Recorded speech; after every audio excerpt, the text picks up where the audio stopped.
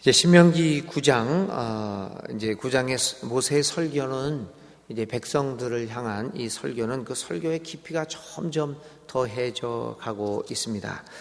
8장에서 하나님께서 이스라엘 사람들이 차지할 아름다운 땅이 하나님이 그들에게 주시는 땅임을 말한 후에 이 9장에 와서는 이스라엘 백성들의 죄를 지적을 하면서 그 설교의 깊이가 점점 더해가고 있는 모습을 봅니다.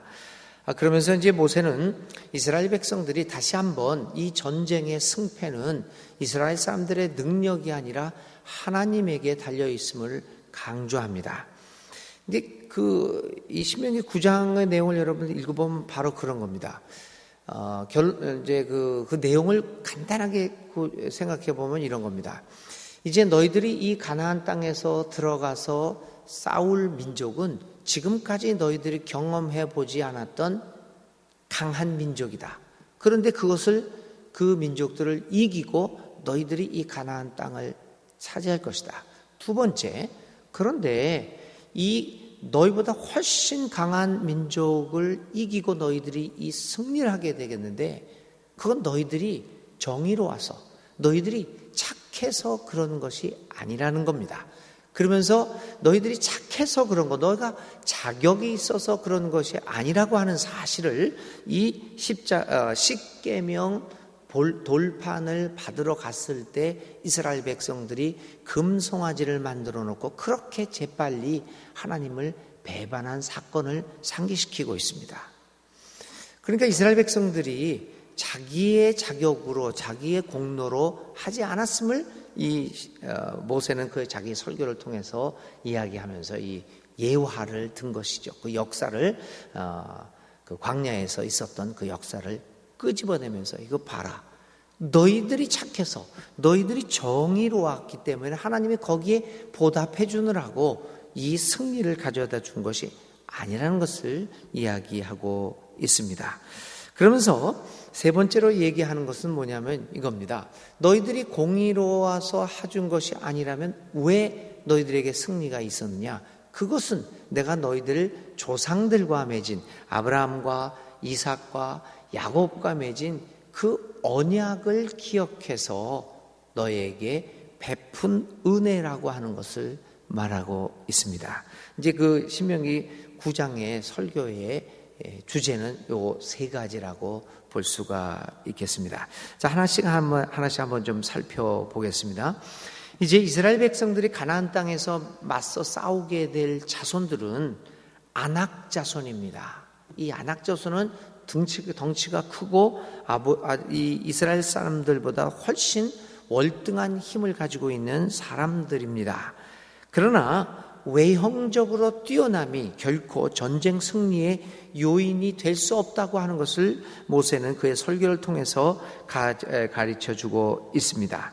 사실 이스라엘 사람들은 겉으로 보면 이미 가나안 족속들과의 싸움에서 실패할 수밖에 없습니다.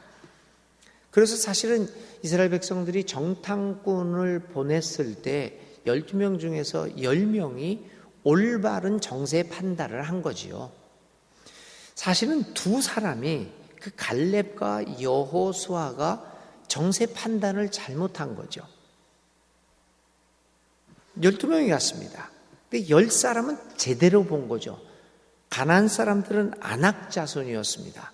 힘도 세고 덩치도 체격도 더 월등했고 문화적으로도 이스라엘 백성들을 훨씬 압도하는 사람들이었습니다. 그래서 이 정탐꾼 10사람은 제대로 상황을 파악을 했고 제대로 정세 보고를 한 것입니다. 어떻게 사실 보면 이 갈렙과 여호수아가 잘못된 정보를 모세에게 주었던 겁니다. 그럼에도 불구하고 그 아낙 자손과 싸워야 됨에도 불구하고 그래서 전쟁이 이것은 객관적으로 볼 때는 패배할 수밖에 없는 이러한 상황임에도 불구하고 이스라엘 백성들이 그 전쟁을 감행하게 되었던 것은 바로 하나님의 함께 하심이었다라고 하는 겁니다. 그것을 이 모세가 이 신명기 9장의 설교에서 이야기를 합니다. 맞다. 안악자손이어서 너희들은 도저히 상대할 수 없는 사람들이다. 그런데 너희들이 앞으로 상대할 텐데 걱정하지 말라. 승리할 것이다. 그것은 하나님의 함께 하심으로 인한 것이다 라고 이야기를 합니다. 그러면서 오늘 이 3절에 이렇게 얘기합니다. 오늘 주 당신들의 하나님이 맹렬한 불이 되어 당신들 앞에서 건너가시며 몸소 당신들 앞에서 그들을 멸하셔서 그들을 당신들 앞에 무릎을 꿇게 하실 것입니다 라고 얘기를 합니다. 그러면서 모세는 이 하나님의 함께 하심을 이야기하는데 여기서 몇 가지 중요한 단어들이 나오고 있습니다. 첫 번째, 하나님의 함께 하심은 앞에 가시는 함께 하심입니다. 뒤에 서거나 옆에 서는 것이 아니라 하나님이 앞장서서 하는 것이다. 우리는 함께 합니다. 그런데 사실 우리를 돕는다고 하면서 앞에 서는 사람들이 없습니다. 우리는 함께 하자고 그럽니다. 그런데 앞장서서 이 일을 도모하고 함께 해 나가는 사람들이 숫자가 적죠. 우리들 다 우리 인생에서 그런 경험 많이 하지 않습니까? 나를 돕는다고 하지만 앞장서서 돕는 사람 그렇게 많지 않습니다. 말은 그렇게 하지만 모든 일이 다 그렇지 않습니까? 사실 같이 하면서 일을 돕는다고 하는데 앞장서서 도와주는 사람이 참 우리에게 필요한 것이죠. 오늘 모세는 하나님의 함께 하심을 표현하면서 앞장서서 하시는 하나님을 이야기하고 있습니다. 하나님은 우리 옆에서 우리가 하는 일을 보고 계시는 분이 아니라 그분의 함께 하심이라는 것은 앞장서서 먼저 앞서 가시는 함께 하심이라는 것입니다. 두 번째, 모세는 이 함께 하심을 이야기하면서 이렇게 얘기합니다. 맹렬한 불이 된다. 맹렬한 불이 된다는 말은 무엇입니까? 하나님의 함께 하심은 그저 미지근한 하는 것 같은 것 같기도 하고 함께 없는 것 같기도 하는 그 미지근한 것이 아니라 맹렬한 불과 같은 적극적인 함께 하심이라고 하는 겁니다. 그냥 그런 동행이 아니십니다. 앞장서시는 동행, 주도적인 동행입니다. 맹렬한 불과 같은 적극적인 동행이십니다. 그러므로 하나님이 우리와 함께 하신다는 것은 주도적이고 적극적인 함께 하심이라는 것을 우리는 알 수 있습니다. 하나님은 우리보다 앞서서 미리 행동하십니다. 하나님은 우리 앞에서 먼저 가시면서 우리의 일에 적극적으로 관여하시면서 일을 해주십니다. 그래서 우리와 함께 하시는 하나님을 믿는다고 하는 것은 바로 주도적으로 앞서 가시는 함께 하심, 맹렬한 불과 같은 적극적인 함께 하심임을 우리가 믿고 우리의 미래에 대하여 자신감을 가져도 좋다라고 하는 것입니다. 하나님이 앞서 가시면서 그리고 주도적으로 적극적으로 일을 하실 때 우리가 두려워할 일이 무엇이겠습니까? 모든 믿음의 위대한 선배들은 이 같은 앞서 가시는 하나님의 함께 하심을 믿었기에 오늘 현재의 삶이 고달프고 힘들었을지라도 실망하거나 낙담하지 않고 당당하게 오늘의 삶을 살아갈 수 있었던 것입니다. 우리 믿는 이들에게 가장 요구되는 덕목은 이런 당당함 아닙니까? 거짓으로 성공하느니 나는 정의롭게 실패하겠다 라고 하는 이 담담함, 이 당당함은 어디서 오는 것일까요? 그것은 하나님께서 주도적으로 적극적으로 함께 하신다는 믿음입니다. 그런데 그게 우리들에게 없어졌습니다. 그저 눈앞에 보이는 성공과 눈앞에 보이는 이익 때문에 가장 그 당당함을 잃어버렸습니다. 죽으면 죽으리라 라고 하는 그러한 당당한 믿음을 우리 믿는 이들이 잃어버렸습니다. 우리 목사들이 그런 것들을 잃어버렸습니다. 우리 장로님들이 그런 것들을 잃어버렸습니다. 교회 지도자들이 그런 당당함을 잃어버리는 원인은 어디 있습니까? 주도적이고 적극적으로 앞서가시는 그 하나님에 대한 믿음을 잃어버렸기 때문입니다. 자, 이러한 모세는 이 신명기 9장의 설교에서 이런 하나님의 함께하심을 정말 깊이 있게 우리에게 보여주고 있습니다. 이처럼 하나님의 함께하심은 맹렬한 불과 같이 앞서서 하시는 몸소 하시는 함께하심입니다. 그분의 함께하심은 단순한 함께하심이 아니라 우리와 삶의 고통을 스스로 나누시고 몸소 겪으시는 성육신적인 함께하심을 우리는 이임을 다시 한번 기억해야 합니다. 그래서 모세는 이스라엘 사람들의 가나안 정복 전쟁을 성공적으로 마칠 수 있다라고 예언합니다. 그리고 그 이유를 이렇게 말합니다. 4절입니다. 주 당신들의 하나님이 그들을 당신들 앞에서 내쫓으신 다음에 행여 내가 착하기 때문에 주님께서 나를 이끌어들여 이 땅을 차지하게 하셨다고 생각하지 마십시오. 주님께서 이 민족을 당신들 앞에서 내쫓은 것은 그들이 악하기 때문입니다. 이스라엘 백성들이 정의롭고 착해서 한 것이 아니라 그 가나안 족속들이 나빴기 때문이라고 하는 겁니다.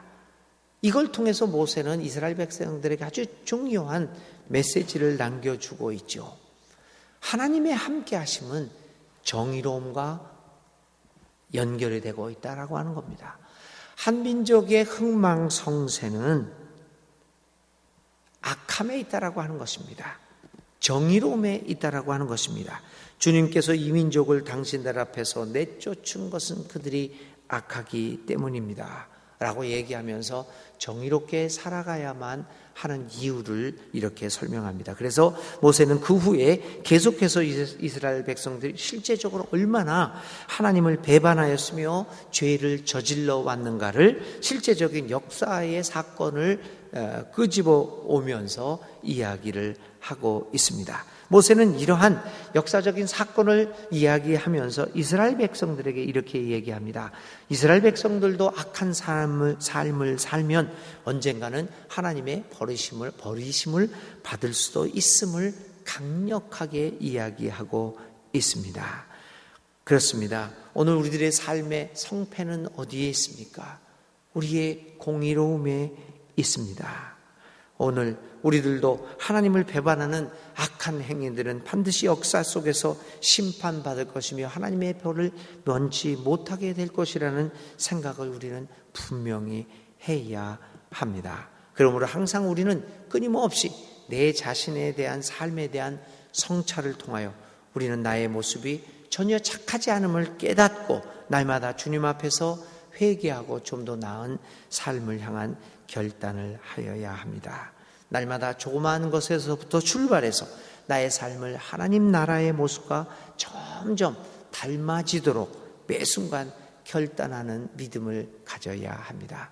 그러할 때 하나님은 주도적으로 적극적으로 우리의 삶에 함께 하심으로써 우리로 하여금 어떠한 상황 속에서 너도 당당한 삶을 살아가게 만들 것입니다.